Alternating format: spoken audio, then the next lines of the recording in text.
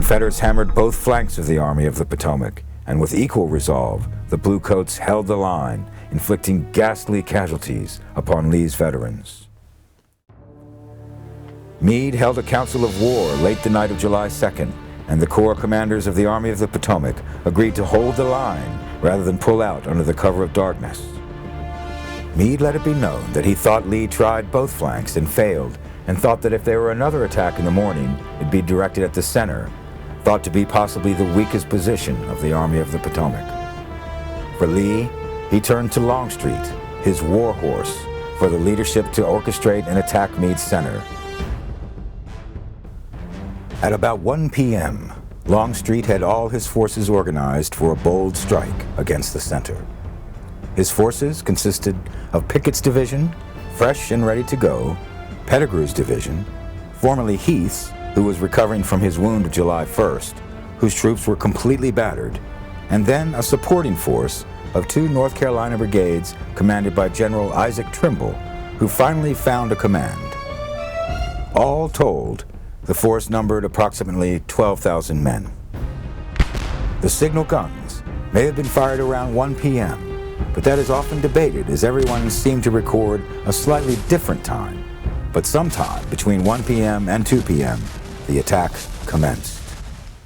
The artilleryman who was tasked with coordinating the bombardment prior to the attack was E.P. Alexander, a sturdy and true West Pointer, and a genius of artillery tactics. Alexander wrote of the beginning of the most famous attack of the war. So I wrote another note to Pickett and sent it at 1:35, 10 minutes after the first note. For God's sake, come quick. The 18 guns are gone. Come quick, or I cannot support you. I sent 2 written and 1 verbal message to that effect, for I was afraid of their losing time in their little preliminaries, and I wanted to get them inspired to disregard everything but getting there. On getting the first one, Pickett rode to Longstreet, who was nearby, and showed it. Longstreet read it and made no comment. Pickett said, "General, shall I advance?"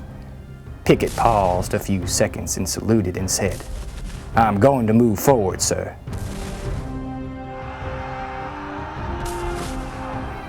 Longstreet was actually frozen with disapproval, as he believed the attack would fail and did respectfully suggest that to Lee.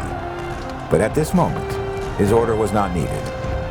Every officer, especially the gallant Pickett, knew what needed to be done. Pickett rode to his men and got the brigades moving forward. Garnett and Kemper would be in front, with Armstead in support.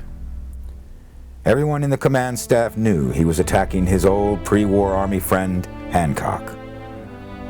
Armstead told his men to remember their homes, families, and Virginia. Pickett was on the right flank of the attack, and Pettigrew on the left, with Trimble in support. They were ordered to a converging point, or a concentration point on the Federal lines, near a copse of trees adjacent to an abrupt angle in a nearby stone wall. That is where they would hopefully pierce the lines of the Army of the Potomac. It was a wide open field and almost a mile across. The artillery of both sides pounded each other for quite some time. In Pickett's division alone, hundreds of men were knocked out of the ranks before they even cleared their own lines. The battle lines were miles across, but Pettigrew and Pickett had to concentrate and connect their men, and that took place just before the Emmitsburg Road. Before that time, dozens of Federal batteries pounded the attackers. When the troops reached the road, they found themselves in musket range of the infantry, behind slight fortifications ahead of them. That last 200 yards to Federal lines was one that none of those Confederates wanted to cross, but cross they did. Some of them raided themselves high over the turnpike fence, only to be cut down, and the remnants of Garnett's brigade surged towards the angle near the copse of trees. Kemper bogged down behind the Cadore farmyards just south of the angle. His men were getting flanked by General Stannard's 9 months Vermont brigade. Armistead rushed his men up to the road and tried to get his men along to help Garnett. At some point in the fight thereafter, the alien general, who was mounted, moved up close to the angle, and a blast of canister obliterated the Virginian. His horse trotted back towards Armstead's men. Not too far from this, Kemper was also shot down, but not before some of his men had briefly pierced the Federal lines south of the copse of trees. Those men, as remembered by survivors of the battle, raised the rebel yell and took several steps forward when Captain Andrew Cowan's New York battery unleashed 6 cannons of double canister at about 30 to 40 feet. The Virginians vanished into a pinkish red mist. That left Armistead to accomplish the objective. Not knowing that the attack was crumbling, Armistead came up towards the angle with a good number of his men and some remnants of Garnett's brigade. With about 200 to 300 men, he was conspicuous with his hat atop his sword. He called on the men to follow him and reminded them that home was just over those hills. Some of Pickett's men also got a prize for a good shot, as General Hancock was shot from his horse and, like Kemper, seriously wounded. Men were falling fast on both sides. The bravest of Pickett's men kept moving and over the stone wall with Armistead. This surge broke the Federal lines, with Virginians being joined by some elements of the right flank of Pettigrew's force, Tennessee troops from Archer's brigade. The spot was in front of Lieutenant Alonzo Cushing's United States Artillery Battery. Cushing had already fallen, killed by several shots, one of which went through his mouth as he was giving his last command. It was upon Cushing's artillery that Armistead poised and directed his men. It was there that he was shot down, mortally wounded. By this point, the attack had completely fallen apart. Most regiments were busted up into squads or clusters of men protecting their colors or helping their wounded.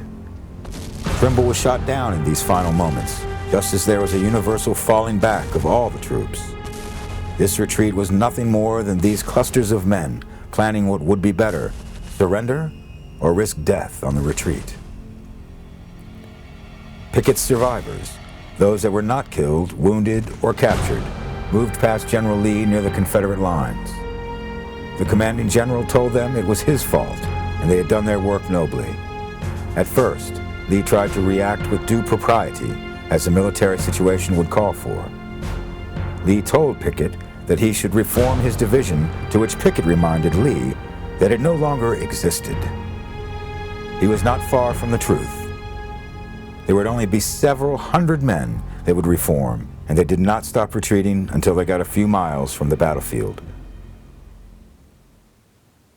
From the lines of the Army of the Potomac came a chant of Fredericksburg from some of those regiments in the Second Corps that got wrecked in a similar fashion attacking the stone wall there. The combined casualties of both sides was approximately 51,000 men, or of the approximately 160,000 men that entered the battle, a brutal number to comprehend. But the campaign was not over. Lee offered a defensive battle from his own men dug in through the 4th of July. Some skirmishing was conducted throughout the next day, but Lee got his men going back towards the Potomac. The retreat began with moving a 17-mile-long ambulance wagon train in motion, on a far track away from possible Federal attacks. Then, through the mountains, Lee's army limped along, often with downpours of rain, making the plodding through the mud even more miserable. Eventually, Lee's men would get to the area around Williamsport, Maryland, and there found the Potomac swollen and impassable. Lee's men would be harassed by Federal cavalry the entire way, with Kilpatrick nipping on the Army's heels all the while. The feelings of many of the Army may have been summed up by Colonel David Aiken of the 7th South Carolina Infantry. Aiken was not completely downcast by the defeat, but offered this explanation to his wife. He wrote, "By tomorrow night our wagons may be across, and if the enemy does not attack us, I think, or rather hope, I will take up our line to march for Virginia soil.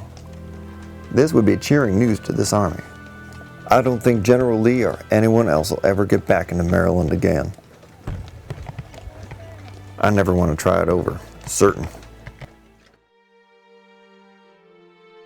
Thanks for watching. If you'd like to help us produce more compelling historical content like this, please like, comment below, and share this video with fellow history buffs. And of course, be sure to subscribe to help keep history happening.